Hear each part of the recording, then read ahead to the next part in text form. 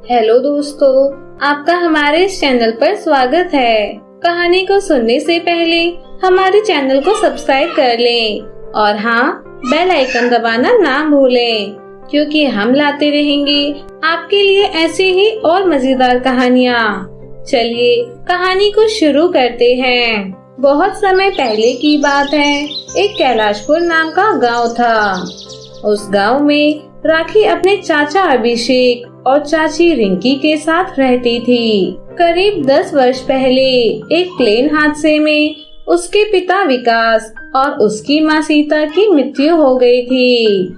तभी से वह अनाथ हो गई थी और उसके माता पिता के बाद उसके चाचा के सिवा इस दुनिया में कोई नहीं था। उसके चाचा अभिषेक बहुत अच्छे और ईमानदार व्यक्ति थे।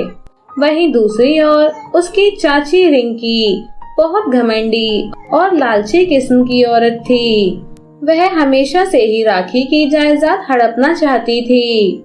रिंकी राखी से घर का सारा काम कराती थी और उसे खाने के लिए बहुत कम खाना दिया करती थी, जिसके कारण उसे एक गंभीर बीमारी पकड़ लेती है, जिससे उसका शरीर पीला होने लगता है।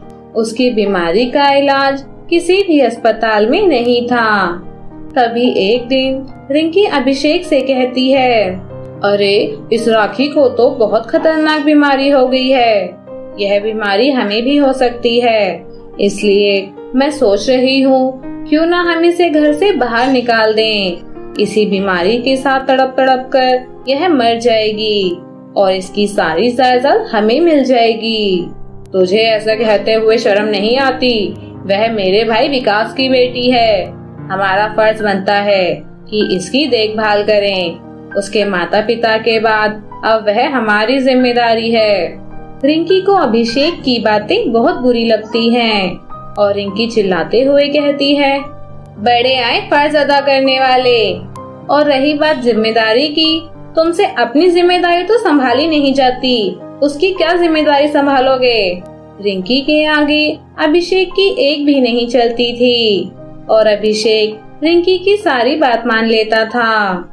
रिंकी राखी को बुलाकर उससे कहती है, राखी देख, तुझे कितनी खतरनाक बीमारी हो गई है। मैंने कई डॉक्टरों से पता किया है, मगर इसकी कोई दवाई नहीं है और इससे हमें भी खतरा हो सकता है।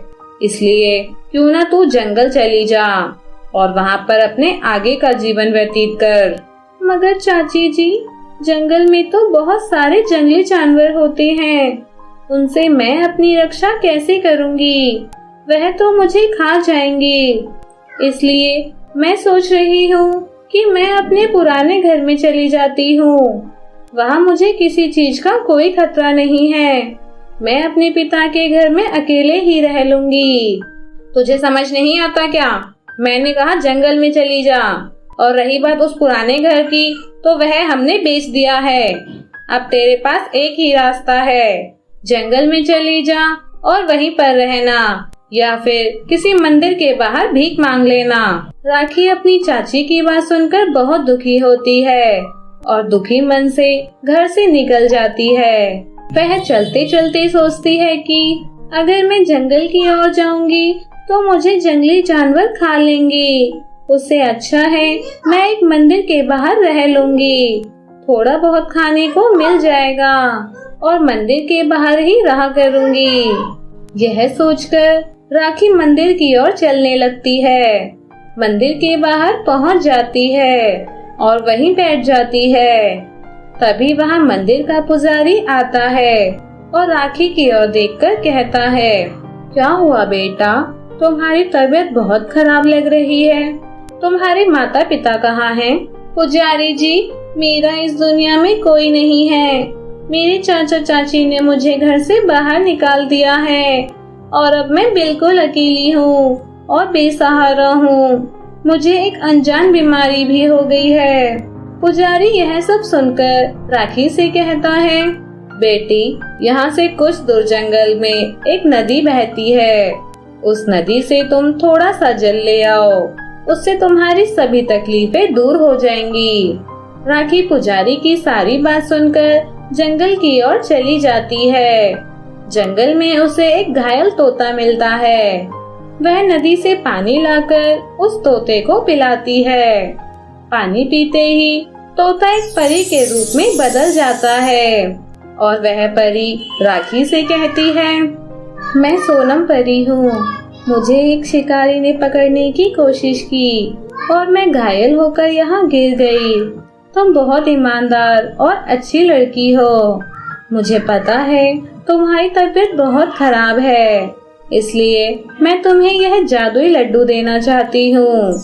इस लड्डू को खाते ही तुम बिल्कुल स्वस्थ हो जाओगी और तुम इस लड्डू से जो भी मांगोगी वह तुम्हें मिल जाएगा। ऐसा कहकर परी वहाँ से गायब हो जाती है और राखी उस जादुई लड्डू से अपने लिए एक घर मांगती है और उस घर में जाकर अपनी बीमारी को ठीक करने के लिए कहती है। फिर वह एकदम स्वस्थ हो जाती है और उस घर में हंसी खुशी से रहने लगती है। तो मेरे प्यारे दोस्तों, कैसी लगी आपको हमारी यह कहानी? हमें कमेंट करके जरूर बताएं और ऐसी मजेदार कहानियाँ देखने के लिए हमारे चैनल को सब्सक्राइब करना ना भूलें। तो फिर मिलूंगी ऐसी ही किसी मजेदार कहानी के साथ। तब तक के लिए बाय बाय दोस्तों।